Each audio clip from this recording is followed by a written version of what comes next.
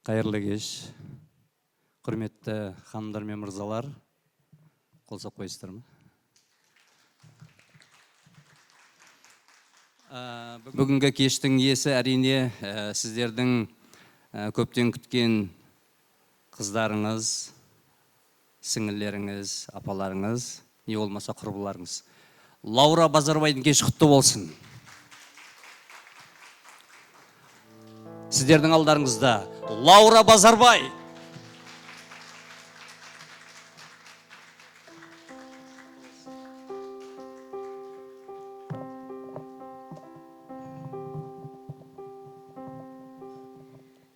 Қайырлы кеш, құрметті тыңдарман, барша өлең сүйер, өнер сүйер қауым.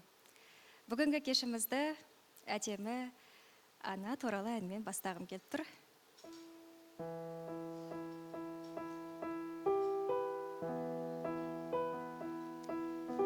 Бәрі де ана бір өзіңнен басталды. Сен деп жаздым алғаш өлең дастанды. Қуандым ба, өзің бар деп қуандым. Жыладым ба, өзің жоқ деп жастамды. Бәрі де ана бір өзіңнен басталды. Жанарыңнан көрдім алғаш аспанды. Еркелесем бір өзіңе еркелеп, жасқандым ба, тек өзіңнен жасқандым. Алғашқы дәм, ол да сендік сүт еді. Ақ сүт берген қашанды үміт күтеді. Отанымның өзі сенен басталып, жауларыма жеткен жерден бітеді.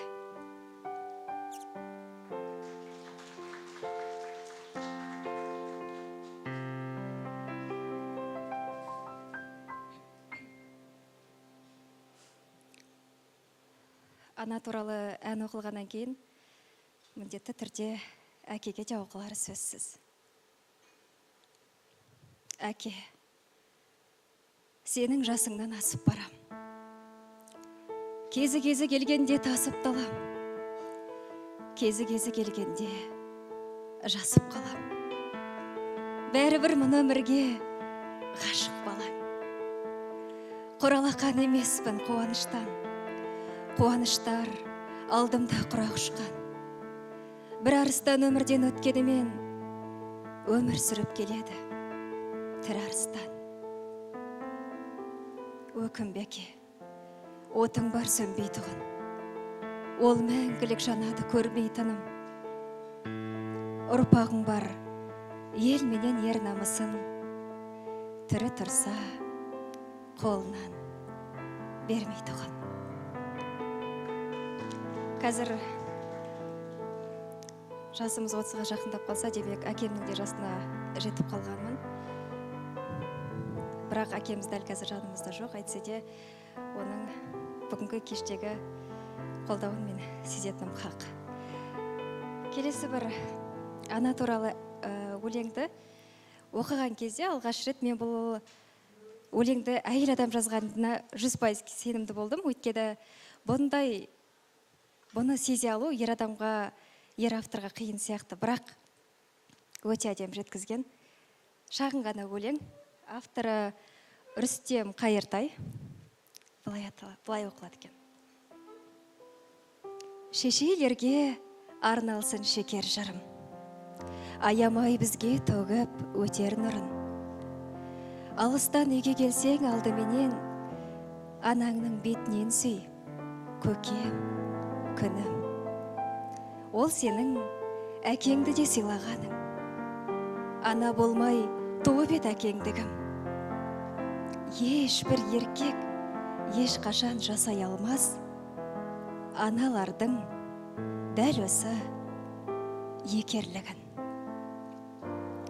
Біріншісі басқа үйге келін болу. Балдай сіңіп білдірмей бөтендігін. Екіншісі адамнан адам шығу.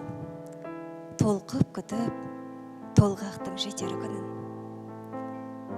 Кім білсін, мың күн сенің майданыңнан, бір күн толғақ қиыным екендігін.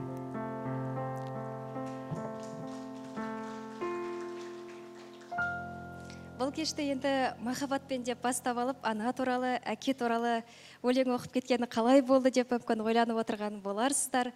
Бірақ махаббат деген сондай ұлы ұғымға тек қана екі жастың сезімін, сүюін ғана салып қойсақ өте тар болып қалатын сияқты. Сондықтан жалпы махаббат өте үлкен ұғым. Ол анадан басталып шексіз кете береді. Анаға, әкеге, бауырға, жарға, досқа, отанға, тіпті жасап жүрген ісіңе дейін барлығы махаббатпен болса, меніңше бұның өзі бір ерекше болатын сияқты, иә? Солай ба? Келісесіздер ма?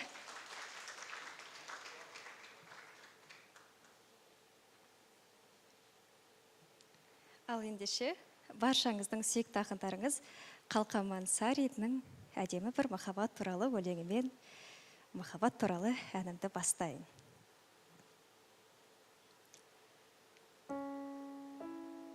Мені ешкім сағынбасын, сен сағын. Сағын, көзден үзіп мұңның моншағын. Дәл осылай сағынуға бола ма деп таң қалсын. Аспан, ай, күн, жер шары. Мені ешкім іздемесін, сен ізде. Ізгөлең іздемепті дегізбе. Дәл осылай бола ма екен сүюге деп таң қалсын. Өзен, мұхит, теңізде. Мені ешкім ойламасын, сен ойла. Сен ойласаң, мен сеземін қалайда. Су көре тұрып, айта алмаған тіл ғарып, көзі тірік айта алмайды алайда. Мені ешкім аңсамасын, сен аңса. Аңсауларда армандар бар қанша. Жер бетінен пәк махаббат жоғалса, өмір сүру қиын маған адамша. Жер бетінен пәк махаббат жоғалса, өмір сүру қиын маған адамша.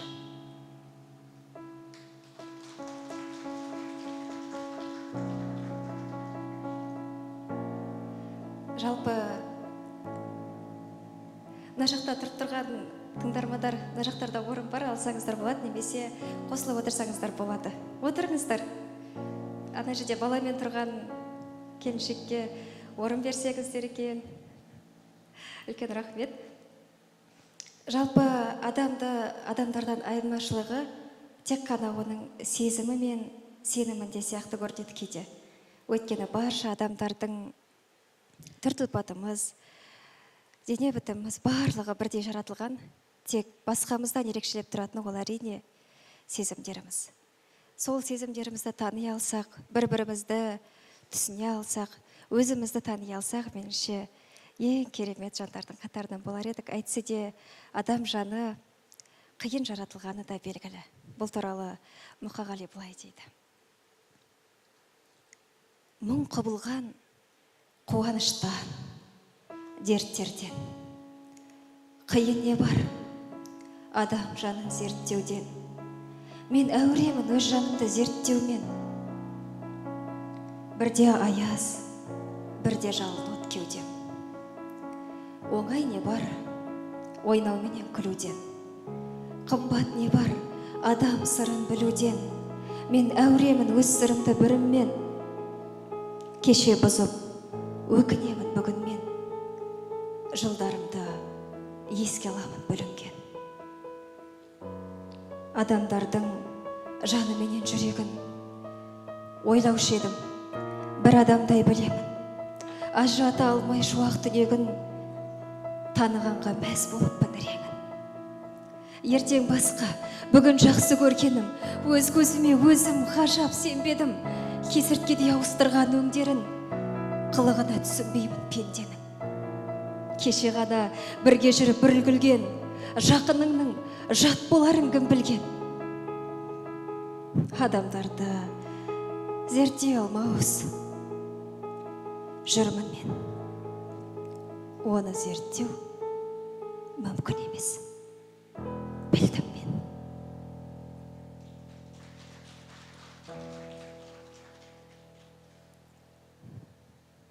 өзгені тани алмай, өзіңді түсіне алмай, кейбір қиыншылықтарға төтеп бере алмай жүрген кездерде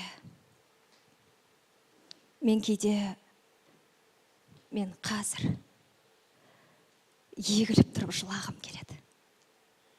Айғайлап тұрып ән айтқым келеді. Аз айтқым келеді жан мұңын. Қатыгезсің деп тағы айтқым келеді тас керең, бірақ тағдырым. Ағылда тегіл жылағым келеді. Жұбатпасыншы тек ешкім. Шыдайда шыдамым кемді. Мен сонша мықты емеспін. Сыр айтқым келді бейтаныстарға. Кей таныстардан дұрыс деп. Кетсем ғой деймін кейде алыстарға, әттең, мұнда жұмыс көп. Көз жасы кермек таңдайда қалды. Жағдайға да анық көнгенмін. Жалғыздан жалғыз айғайлап алып, үнсіз жүруді жөн көрдім. Өкінішке орай, дәл осы өлең жолдарында өмір бар сияқты. Өйткені шынымен әрқайсымыздың жанымызда әртүрлі сезімдер болады. Бір күні қуаныш, бірде мұң, кейде осындай сәттерде болады. Бірақ мен сенемін, бір күні бір сондай адам жолығады, сенің жаныңды айтқызбай түсінетін. Басыңды иығына қойып, ағыл тегіл жылап алатын, ештеңені қорықпай бөлісе алатын. Сондай адам жолығатына мен сенемін, және ондай адам жолыққан кезде сен оны ешкімге бермей қызғанатының да анық емес, өтірік емес. Сен ешкімге бермеймін, сұрамасын жанымның мұнарасын. Сені маған Тәңірдің өзі берген пеште періштелер жылағасын. Мен сені көктегіннен қызғанамын. Сезілеме жүректің мұздағаны. Мұны опасыз дүниеде күнәсі жоқ, Тәңірдің сүйіктісі біз ғанамыз. Мен сені сүюден еш жалықпаймын. Қанатсыз ақ қасыңда қалықтаймын. Сен жанымда болғанда жұмақтаймын. Сен жоғалсаң алаулы тамұқтаймын. Мен сені сағынудан азап шегем. Азап шегем, бұл ажап, азап, ғажап неге? Кеудемдегі жалынмен салыстырсаң, аяз болып көрінер тозақ деген. Біреу менің көзімнен көрер күзді. Мен сені ұмытуға қауқарсызбын. Имандылық заңдарын бұлар бұзған, жүзі күйген пенде деп айтар бізді. Айта берсін. Құлағыма ондай дәл алмаймын. Өйткені мен сезімсіз жүре алмаймын. Өзгелерсіз өмірді сүре берем, ал өзіңсіз бір күнде тұра алмаймын.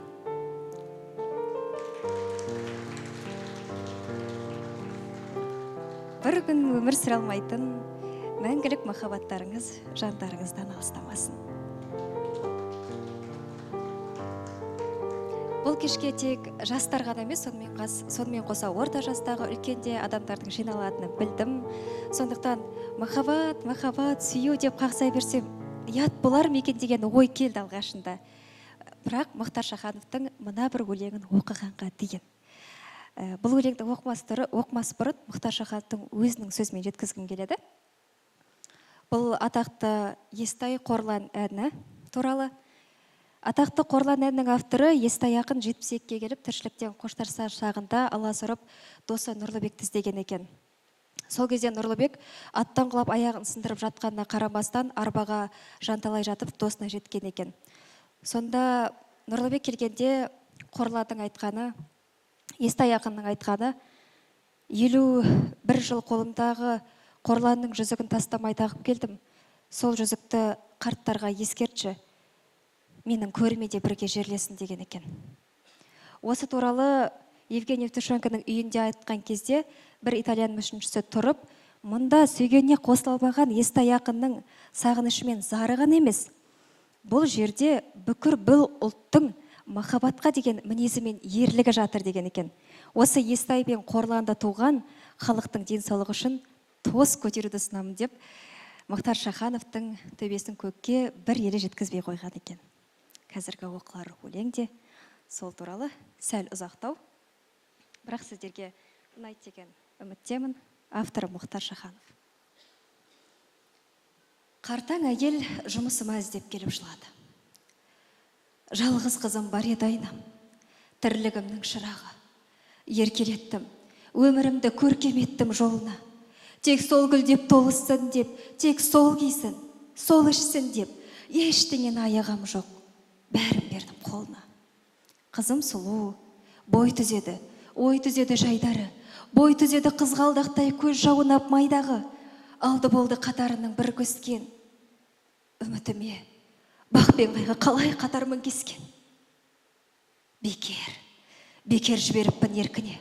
Ерте түсіп қалдау сірә, албырт сезім өртіне. Бақыт дедім мен қандай қашан қызым жолыққанса ғашықтықтың дертіне. Күзетшімін, бұл күн есік торған, туар айым тумай қойды оңынан. 3 жыл болды, бір бирабас әртістің сорлы қызым жүгіріп жүр соғынан.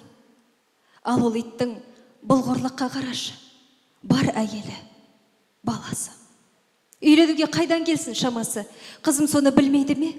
Біледі, білсе дағы селт етпейді жүрегі. Не бір шайсаң жігіттерді төредей мазақ етіп кетпеді ме елемей? Бұл не қылған? Көлден іздер бақытты, шөлден іздеп жаңылысқан шөрегей. Деп сенсем де, бақыт алда, жол алда. Адасқандай киіптімін боранда, алу үшін сол бирабас әртістен артық жан жоқ қаламда. Тек соны ойлап беріледі арманға, тек соны ойлап жылайды үйде қалғанда, сосын қайта мұңаяды, менен асқа бақытты жан жоқ деп мұна жалғанда. Дауа бар ма талғамға? Жағындырдып сырласындай бұрынғы, кешір қалқам, саған аштым сырымды. Сен ерекше сыйлы жансың қызыма, сыйлайтыны жат қоқиды жырыңды.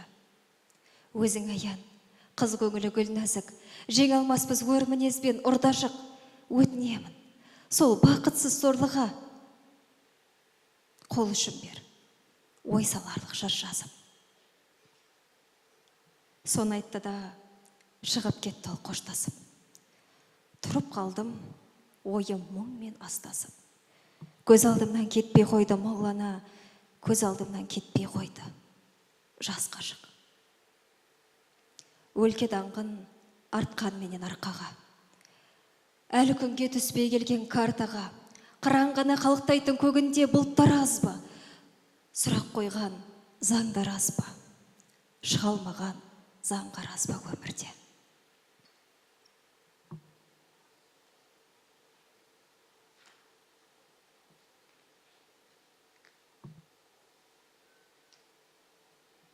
Күдіс бейел кедергіден қайтқады мен меселі. Ғашық жүрек өз тағдырын өзі ғана шешеді. Жыға алмайды оны жұрттың өсегі. Бұған дәлел құдіретті Қорлан әні кешегі.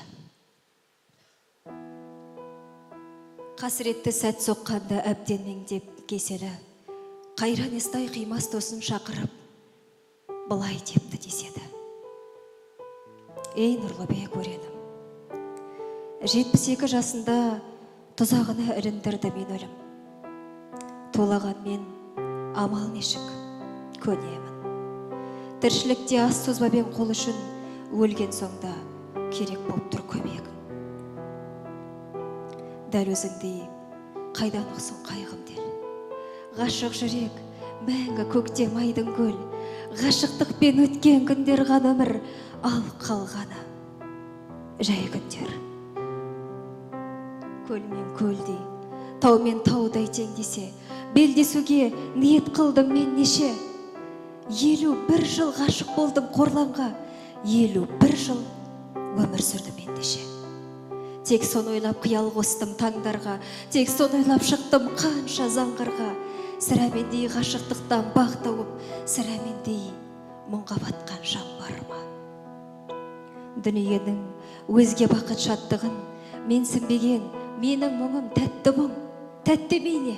18-ге ой салып 25-ті таң қалдырса шаттығым, 25-ті таң қалдырса қарттығым. Әттең, тағдыр қоса алмадым сорымба. Заман жылан, жатып алдау жолымда. Бірақ менің бақытымда барымда қорлан берген алтын жүзік жарқырап, 51 жыл сәуле шашты қолымда. Өр толқынға қарсы жүзген өркеме, мен болыппын ой-хой қандай мәртебе. Бұл жүзікке 51 жыл әйелім қызғанышпен қарап келген өртене. Десе дағы ер тағдыры елгесін, қарттар ескерт, қарсыласа көрмесін.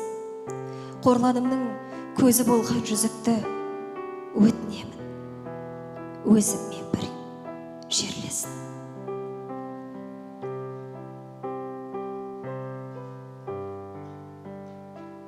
Сертпен сөзге ұмыт шақтау өлкеде, ғашық болып өлу қандай мәртебе. Тірлігіме шабыт берген бұл жүзік жарық беріп жатсын маған көлдеде. Шаршатпаған арман шіркін арман ба? Әне солай, Естай ақын көз жұмды. Бұл туралы айтқан кезде қорланға, Естай олай кетпесе, Естай олай кетпесе, Естай бола ма? Онсыздағы жаны сұлу балаңа, сұлу өмір сыйлапсың ау жер ана, деп жылапты кемпір байғұс еңкілдеп, ақ жаулығы ай нұрымен желкілдеп.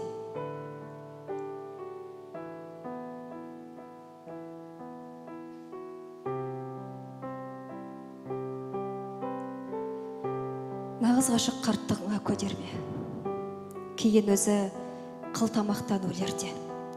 Әжімді жүзі қуарып, түнеріп, күйегін сыртқа шығарып жіберіп, бой жетіп қалған немересіне Естайдың әнін салдырып, бақыттымын, бақыттымын, бақыттымын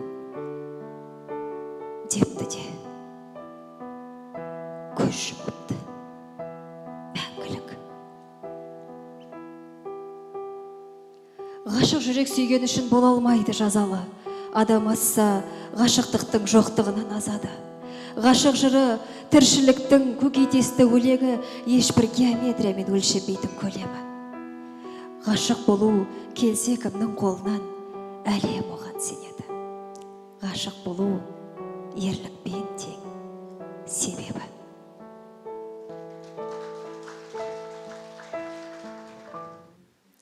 Алдарыңызға арнайлап ыстық шай, тәтті тағамдар келіп жатыр. Баршаңыздың жайлы отыруларыңыз үшін. Қалайсыздар? Шаршап қалған жоқсыздар ма? Я десе де мына жерде тұрып естейін деп тұрған жоқпын. Жалпы осыдан кейін Мұхтар Шахановтың тағы бір өлеңін оқып бергім келіп тұр. Дәл осы тақырыпта шағын ғана, сіздер шаршатып алмайын деп. Ең ұзын өлең осы болды, сондықтан ары қарай деп демала берсеңіздер болады. Өйткені Мұхтар Шахановтың дәл осы ғашықтық хикаясын Қорлан мен Естайдың бүгінгі кеште айтпай кетсем ыңғайсыз болатындай болды. Сол үшін.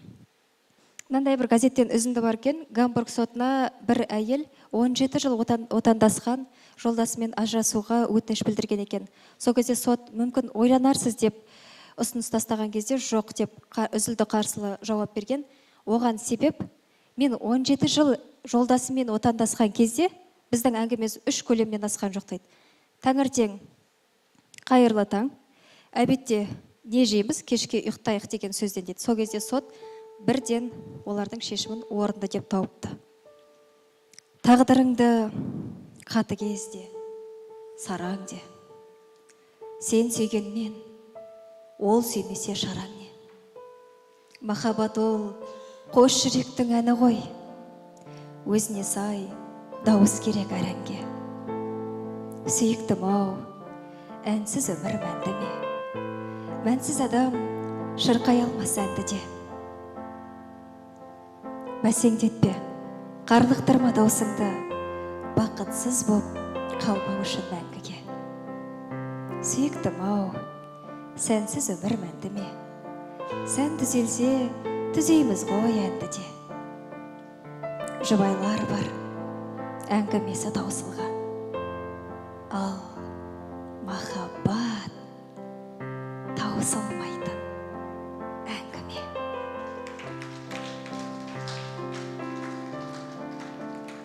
Енді бүгінгі кеш поэзия кеші болғандықтан көп өлең болатыны белгілі, бірақ әйтсе де мен бір андай өлеңдер іздедім. Барлық адамның жағдайына келетін, барлық адам түсінетін, бәріне бірдей әсер ететін. Бірақ өлеңдерді оқи келе түсіндім, ондай өлеңнің біреу болмайтын. Біреуіңізге басқа өлең, біреуіңізге басқа өлең ұнауы мүмкін. Біреуді ойландырады, біреуді жылатады, біреуді бәлкім күлдіріп те алар. Ал бірақ музыка ол бәрінің жүрегіне жететіні сөзсіз. Сондықтан бүгінгі кеште арнайлап жанды әуен алдырдық. Айбек Мұрзагалиев қазір сіздер үшін әдемі бір пианинода жанды музыка орындап берсін, сіздердің құрмет, қошеметтеріңізбен. Добрый вечер. Рад всех приветствовать здесь. Горло немного болит, но я постараюсь.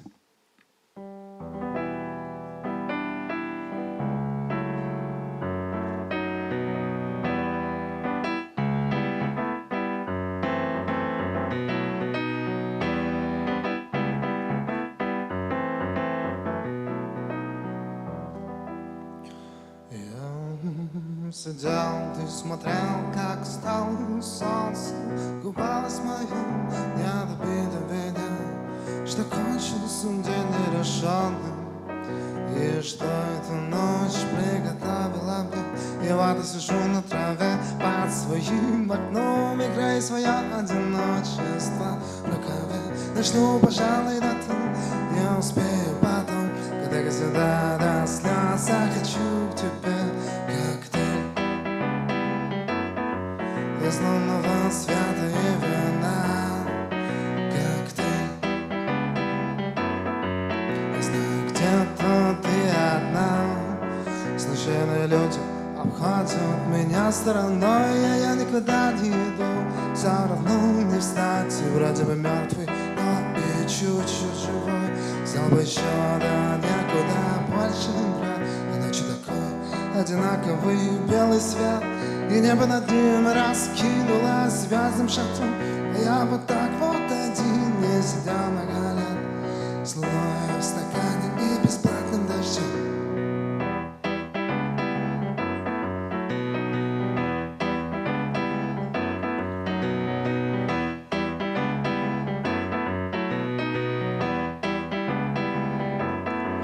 Пусть следующий день принесет еще больше забот, проблемы свои я умею еще решать. Я так свободен сейчас и так одинок, прямо абсолютно таким я хотел стать, когда пил коктейль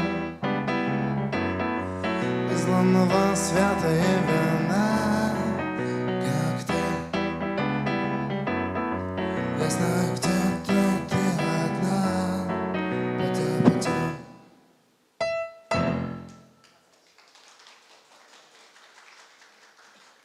Рахмет.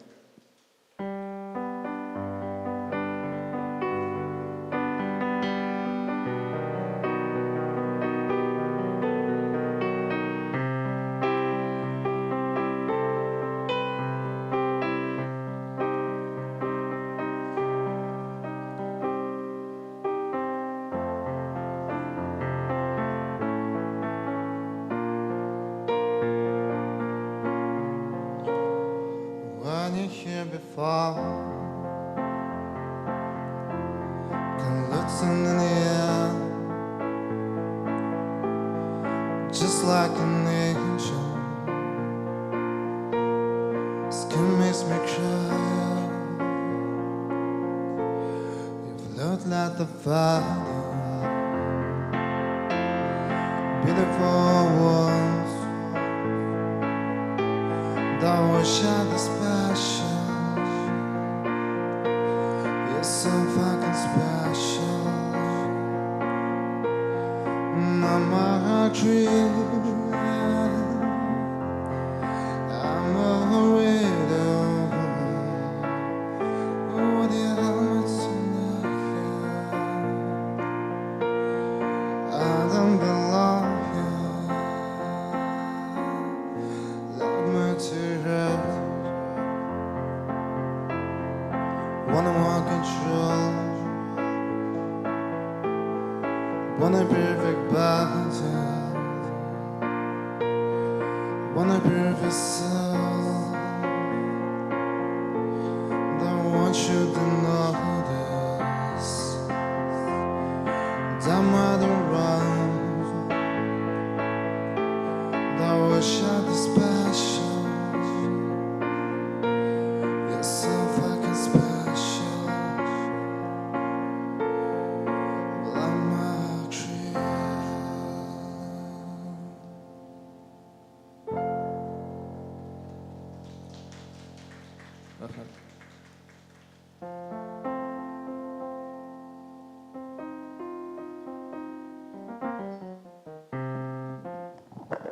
Айбек Мурзагалиев.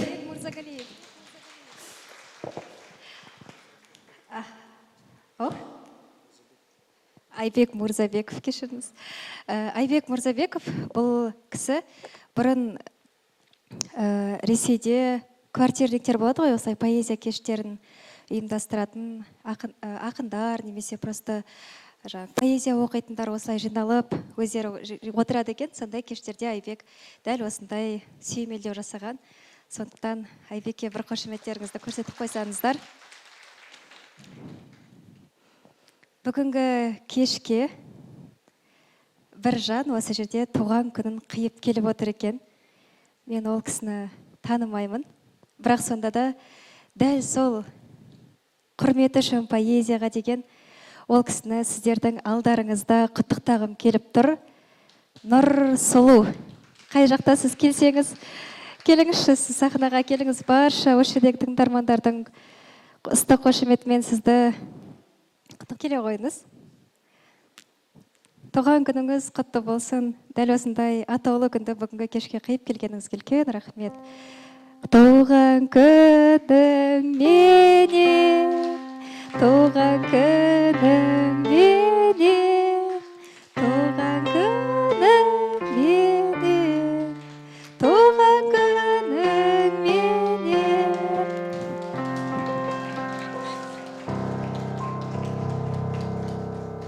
Енді құр торт бергенім ыңғайсыз болар деп өзімнің кітапханамнан ең бір жақсы көретін автордың кітабын сіздің кітапханаңызға сыйға тарттым. Тағы да құтты болсын. Ең әдемі кештеріңіз көп болсын. Сізге рахмет.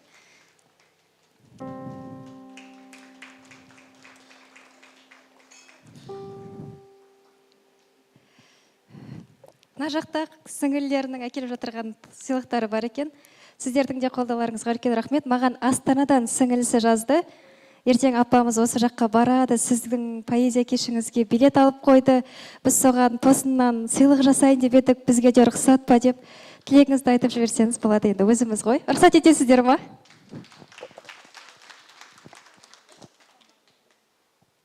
Көп рахмет. Кеш жарық. Осы сәтті пайдалана отырып, көп уақыттарыңызды алмай, Нұрсұлу, туған күніңмен құттықтаймын. Және де біздің дәстүрлі өзіміздің құттықтауымыз, білесің, Райхан, Нұрбақыт, Айтолқын, Гүлжанат, Ботагөздің атынан шағын ғана сыйлығымызды қабыл ал. Туған күнің құтты болсын. Негізі осы кеште бір есте қалатын әдемі бір естелік болса екен деп ойлағам. Негізі алдында өзімнің парақшамда бөліскен болатынмын.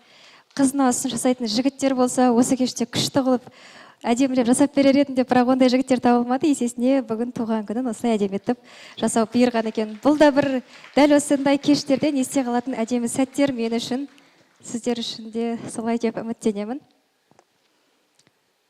Мына жақта театрдан, телеарнадан апайларымды ағайларымды шақырып алып бір жағынан өлең оқуға өзім қорқып қалдым мына жерде. Бірақ сіздердің қошеметтеріңізбен бәрі жақсы болады деп үміттенемін. Көп созбауға тырысамыз. Сіздердің жүректеріңізге жететін, естеріңізде қалатын әдемі жылы кештердің бірі болса екен деймін ғой. Сіз осы шыныменен білмейсіз бе? Жолығып қала берем бірдей сізге. Сіз жүретін желдерде әлде мені ерігіп, не адасып жүр дейсіз бе? Қағылуы махаббат қанатының жаныңызға жақындап баратыным. Байқалмай ма? Сізге осы сізді көрсем, қып-қызыл боп қипақтап қалатыным. Сізді ойламай көргем жоқ көзілдіріп. Көргенім жоқ көзілдіріп. Керек пе жалындыру? Өртенемін жаныма жалын кіріп. Әдейі үнсіз жүрсіз бе? Бәрін біліп. Қара көзден қашсаңыз несін ерсіз? Бір әдемі бақытқа кешігерсіз.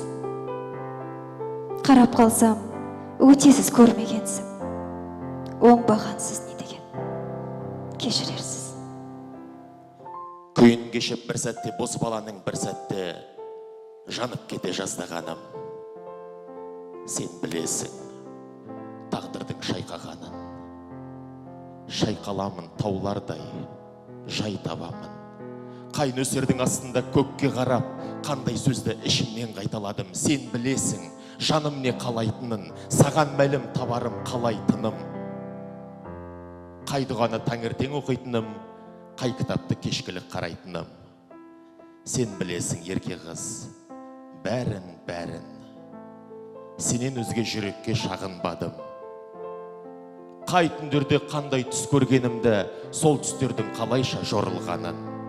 Сен білесің, жан білмес сырларымды, өзім шеше алмайтын жұмбағымды. Ешбір адам көрмеген белгілерді, еш жинаққа енбеген жырларымды. Сен білесің, бәрінің бір дерегін. Сен білесің, неліктен мұңлы өлеңім. Менің кінәм шығарау, бәрін біліп, маған керектігіңді білмегенің.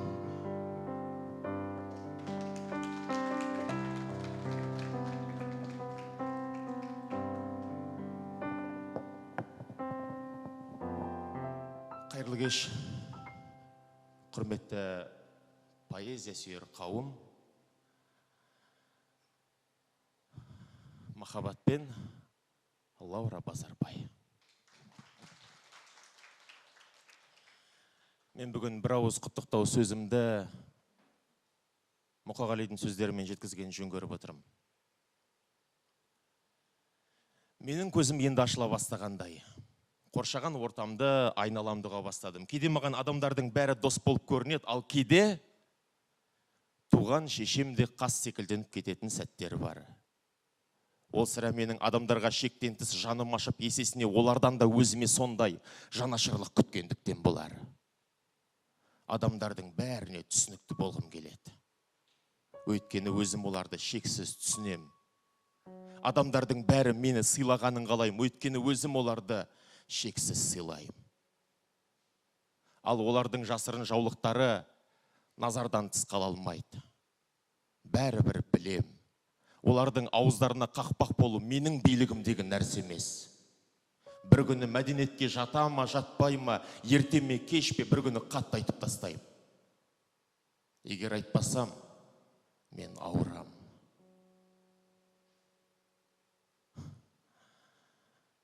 Мұның бәрін неге айтып отырмын? Өйткені мен адамдармен істес болам. Олардың ішкі жан дүниесін жоқ, сыртқы сүлдер емес, ішкі жан дүниесін, ойын, психологиясын зерттейм. Адамдардың мені түсінгенін қалайым. Менің поэзиямның мәні осы. Мұқағали Мақатаев.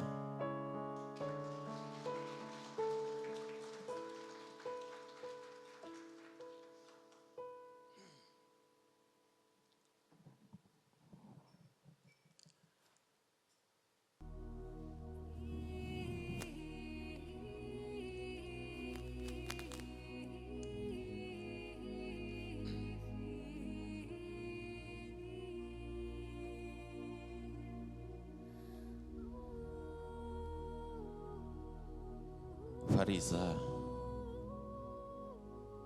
Фариза жан, Фариза қыз. Өмірде ақындардың бәрі жалғыз.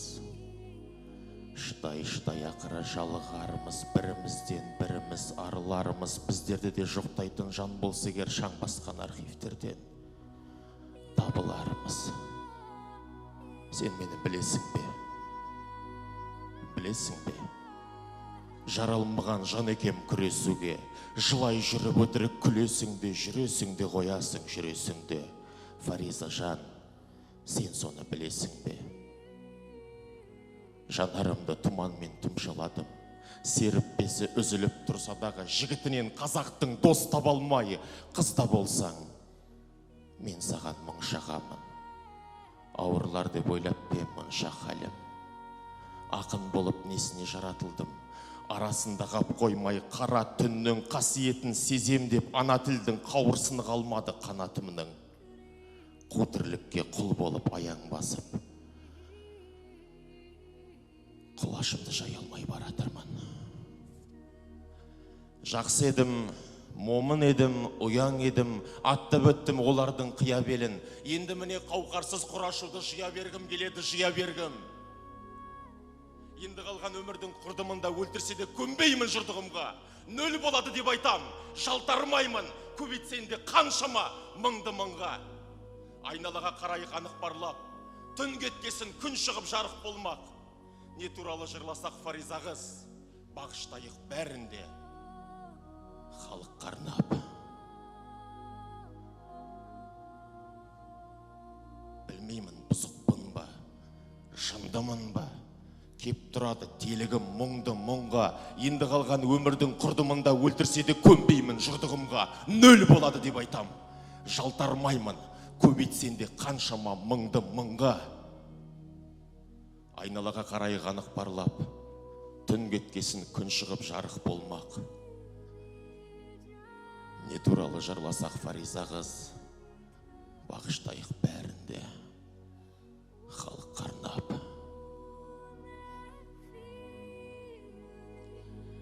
Фариза, Фариза жан, Фариза қыз. Өмірде ақындардың бәрі жалғыз. Шыдай ақыры жалығармыз, бірімізден біріміз арылармыз. Біздерде де жоқтайтын жан болса егер, шаң басқан архивтерден табылармыз.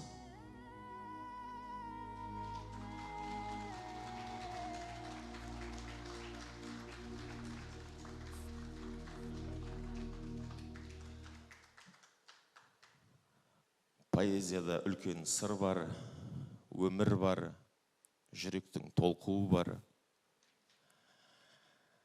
Поэзияға жақын болайық, өнерді сүйейік. Махаббатпен, Лаура Базарбай. Құттықтаймын.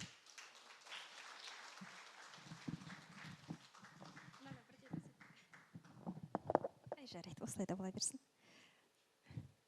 Бағдат Төрехан, міне нағыз өнер, нағыз актер. Тіпті Бағдаттың оқыған сахнаның ар жағында тыңдап тұрдым да, мен ары қарай шығып жалғастырайын ба, жалғастырмай қойайын ба деп ойлап қалдым, расында айтсам. Бағдат Төрехан, үлкен қошеметтеріңіз. Тахауи Ахтанов атындағы драма театр актері. Бағдат Төреханды Гамлет рөлінен бастап танимын. Сол рөлді көрген кезден бастап Бағдат Төреханның өнеріне тәнтімін. Дәл осы кешке бүгін құпия қонақ болып келген де дәл осы кісі. Бір ауыз сөзімді жерге тастамай, көңілімді қалдырмай, бірден келсе кеткеніңізге үлкен рахмет. Тек биіктерден көріне беріңіз. Енді жерлес актер сахнада өлең оқса, арғалай жерлес ақынымыздың бір өлеңмен жалғағым келіп тұр. Ершат Қайболдин, осы жерде отырған көпшілігіңіз тануларыңыз да керек. Соның көптеген өлеңдері бар, және оның өлеңдерінің өзгешелігі өміршең. Ода жай ғана сүю, күйу, өртену ғана емес, ода кәдімгі бір өмір жатыр. Көз алдың алып келеді. Сондай бір өлеңдерінің бірі бір келіншек деп аталады. Өкінішке орай, қазіргі таңдағы үлкен проблемаға айналып отырған бұл тақырып. жанары жәудіреген тым көңілшек.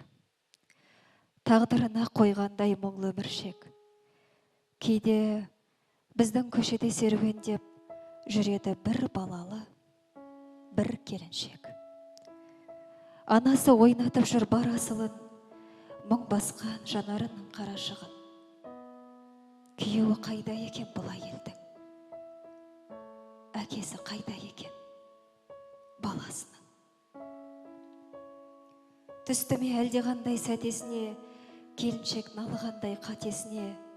Баласы анасына ұқсамайды, шамасы тартқан болар әкесіне. Қасқайып, анау тұрған мұнаратың. Әйелге әсер етпес бұл аратың.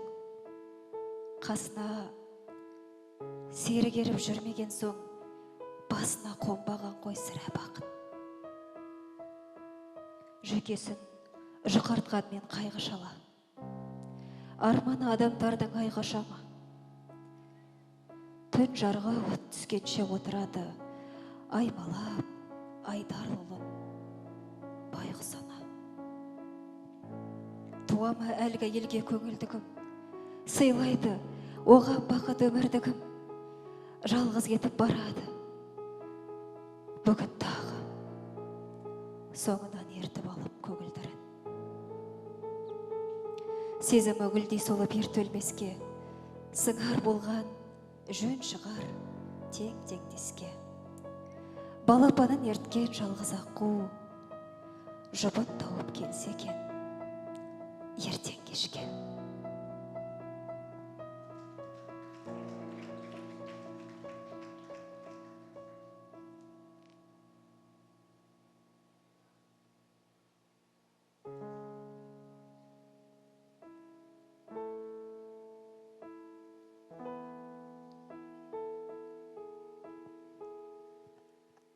Бүгінгі кешке ең әдемі, ең үздік, ең сырлы деген өлеңдер жинау барысында көп іздендім. Сөйтіп ізденіп отырып, бір ақынға жолықтым. Жадыра Байбұланова. Көпшіліктеріңіз поэзия серхауын білуде керек, бұл аты жаман ауруды жеңген ақын қыз. Сол ақын қыздың бір әдемі өлеңі бар. Мен алғашқы бұл өлеңді оқыған кезде бұл жай бір ойдан шығарылған өлең жолдары деп ойлағам. Сөйтсем бұл кәдімгі өзінің басынан кешкен оқиғасы екен. Кейіпкері жолдасы. Театрға барғанбыз. Ең бақытты шығармыз деп, барлық осы жаннан біз. Көз алдыңа кіріп келді. Бір кездегі арман қыз. Жиып қойып маңайды, көз астыңмен сен де оған қарайсың. Ол да саған қарайды.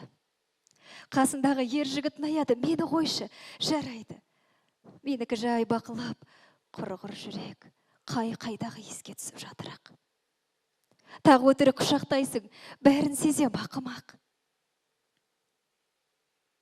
Ең қиыны жыламау. Бірін бірі ұмытпаған екеуге шыдау әрі шыдамау.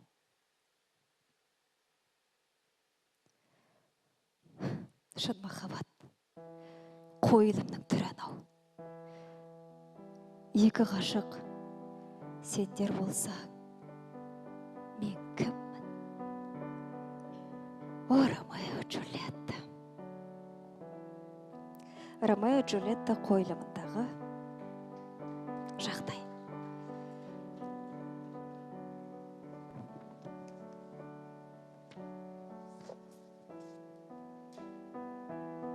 Қазір оқылатын өлеңде өзіммен аттас, Ақтөбе телеарнасында жұмыс жасап кеткен, қазіргі таңда қателеспесем, Алматыда немесе Астанада жұмыс жасап жүрген Лаура Палман деген ақын қыздарыңыздың өлеңі. Жұбайына арналған ең әдемі өлең сияқты. Оқыған кезде өлеңнің тақырыбын таппадым, сондықтан өзімше былай деп жордым. Бұл меніңше күйеуіме наз деп аталу керек. Және бұл барша әйелдердің назын жеткізетін өлең сияқты. Осы жерде отырған, тұрмыс құрған, жолдасы бар әйелдер болса, меніңше бұл өлеңді бірден түсінеді. әр ісіңді жиі айтып шегелейсің деме. Өзіңде біліп бақытқа бөлемейсің неге? Елжіреп қарай қалсам саған келде, елемейсің неге? Негесі бір мінезді болмайсың гүл. Қабақ шытып, жүйкені қозғайсың құр. Тоң теріс бола қалсам, түндегеде құшақтап салмайсың ба? Қажытпай өткен емес, қандайсың да? Сезімімді сезіне алмайсың ба? Тоң теріс бола қалсам, түндегеде құшақтай салмайсың ба? Кей жөнсіз мінезімді көтер демен. Баймалам салмаймын ғой бекерге мен. Жылап жатып қалғанда теріс қарап, жұбатса екен дегем. Қатты айтпаймын, қадірді кетірмен деп. Там қатал, болмашы деп өтінем тек. Бала құсап бұртыя қалсам кейде, сүйе сал, бетімнен кеп. Тек өзіңсің, мен үшін ерекмісің. Маған деген көңілің көмескішін. Жылы қабақ, танытшы деймін жаным. Жұбайым емеспісің.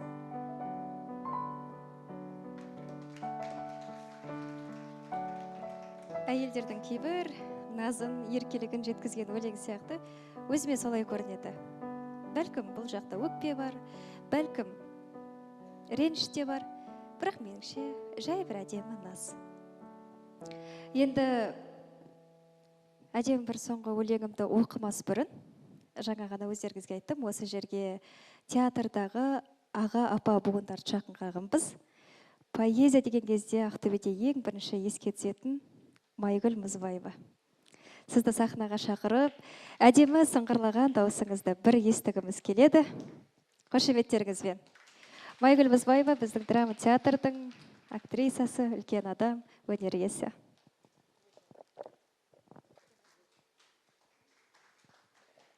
Келе жатқанда енді сахнаға шығам деп ойламадым, бірақ поэзияны тыңдап отырып, осы жерге шығып бір өлең оқымау мүмкін болмады.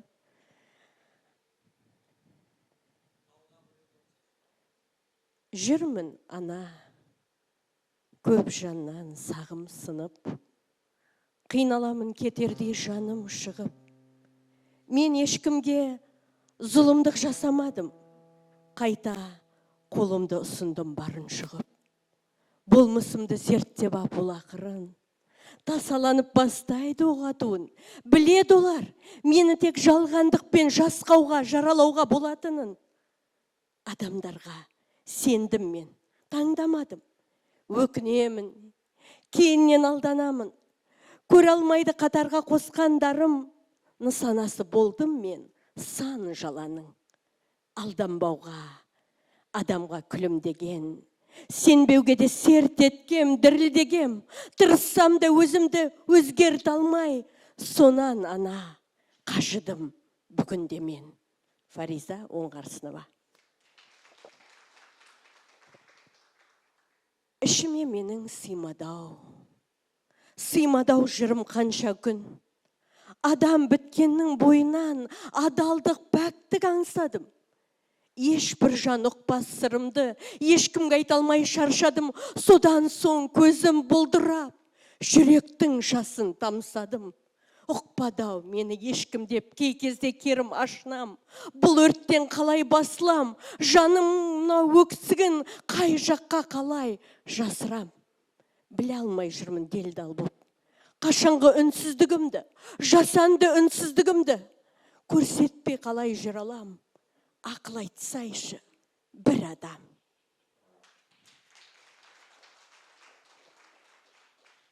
Енді жастар отыр ғой, махаббаттан бір өлең оқиын. Мұқағалидан бәрі білетін. Ғашықпын, шын ғашықпын сол адамға. Мен болмасам, болмайын соламам ба? О тәңірім, неткен жан қайырылмайтын, жүрегі еттен бәлде қоладам ба? Ғашықпын, қайтып оны жасыра алам. Бір алтын оның әр тал шашы маған. Сағынайын, таусыла сағынайын, сағынышқа жаралған ғашық адам.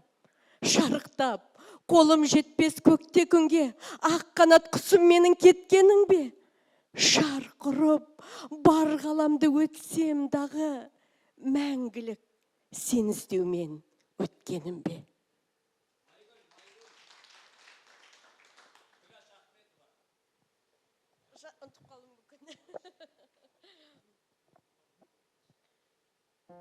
Бір жетсе менің ажалым жетеді.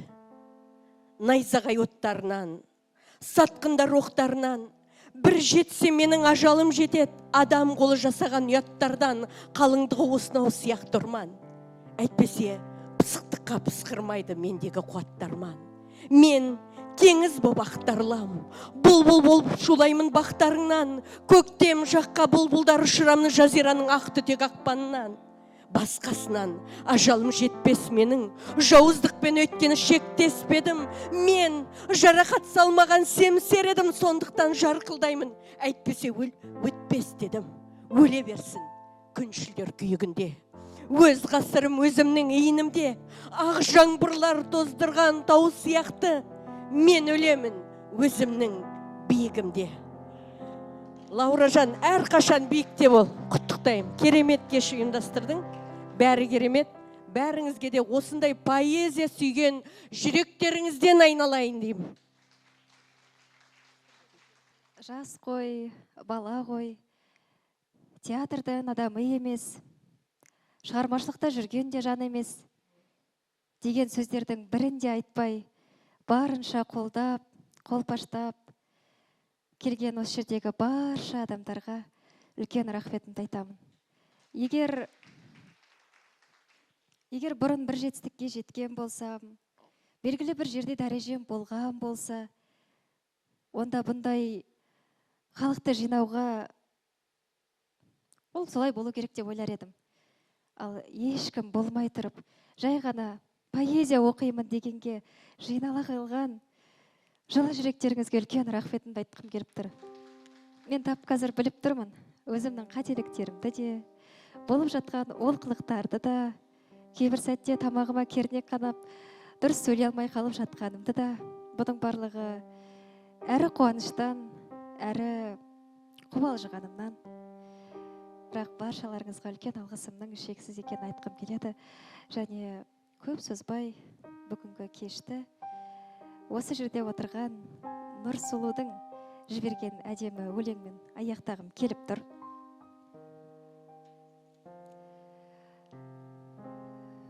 Махаббат дегенді сүю, сүйсіну, бірге болу деп ұғатын болсақ, ендеше барша қыздарға, барша жігіттерге сол сүйгенімен жұп болуды, отбасы құруды тілеймін.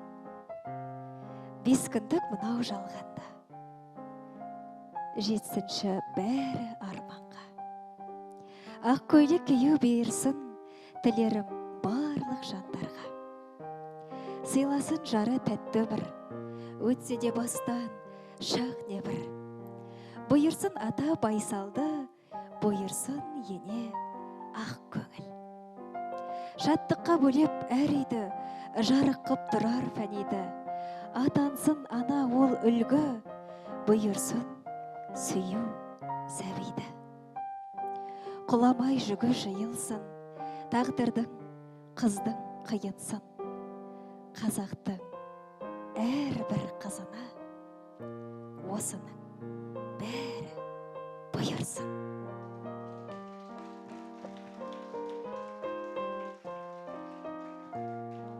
Баршаларыңызға дәл осы сезімдер бұйырсын. Жүректеріңіздегі махаббат, көңілдеріңіздегі, көздеріңіздегі жарық ешқашан сөнбесін. Өмірдің ағы мен қарасы, қиыншылығы мен қызығы, қуанышы мен мұңы барлығы қатар жүрген кезде тек жүректеріңіз жарық болсыншы деп тілеймін. Махаббатпен, Лаура Базарбай.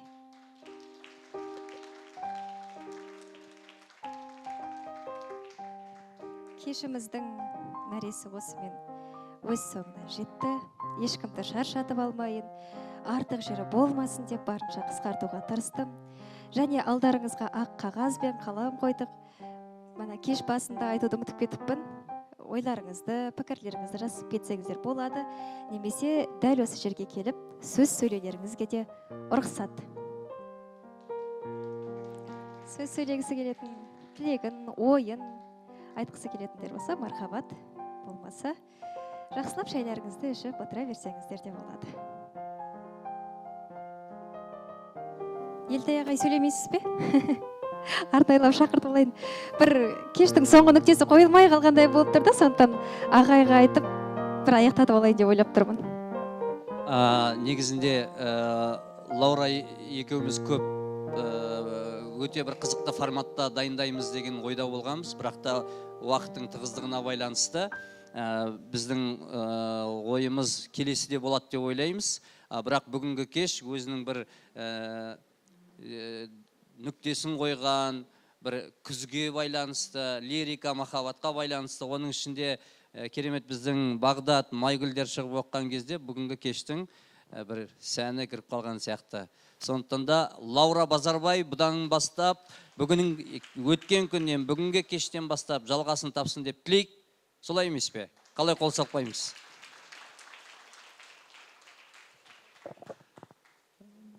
Ешкім кеткісі келмей ме? Онда ән айтайық. Жаз өмірін, мәз өмірін қысқартып.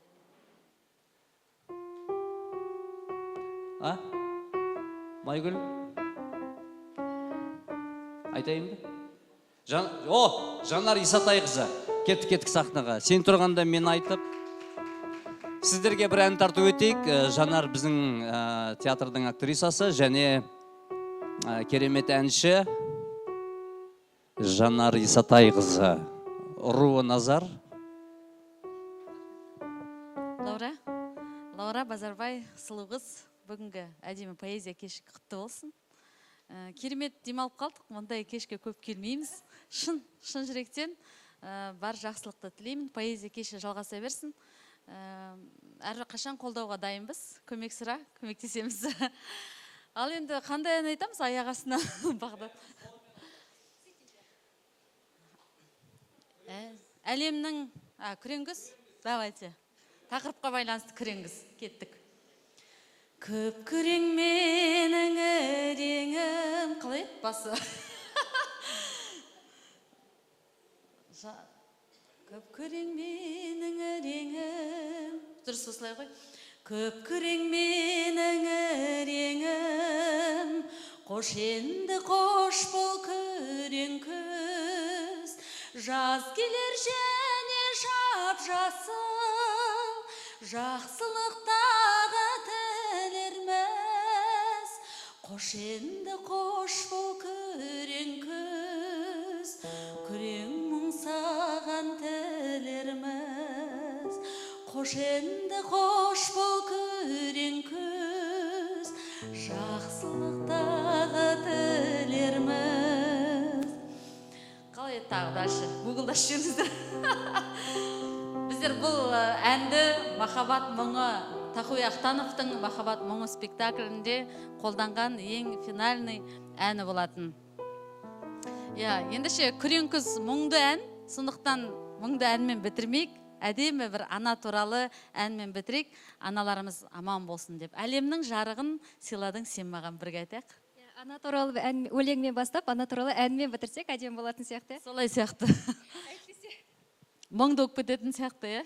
Әйтпесе, мен де сахнадан кетпеймін, сіздер де қозғалмайсыздар, қимай қалады екенсің осындай сәтте. Ендеше ана туралы әнмен аяқтай қояйық шынымен.